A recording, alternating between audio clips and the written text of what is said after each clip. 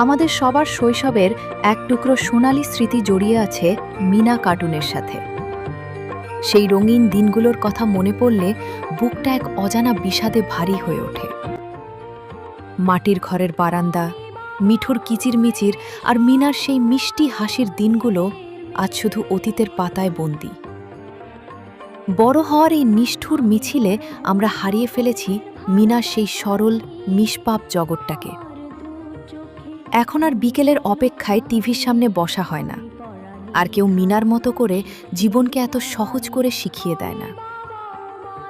আজকের যান্ত্রিক ব্যস্ততায় মিনা কার্টুনের সেই চেনা সুরটা যখন হঠাৎ কোথাও বেজে ওঠে, তখন বুকের ভেতরটা হু হু করে ওঠে। মনে হয় মিনা আর রাজু সেই শৈশবের সাথে সাথে আমরা আমাদের নিজেদের জীবনের সবচেয়ে সুন্দর আর নিষ্পাপ সময়টাকেও চিরতরে হারিয়ে ফেলেছি।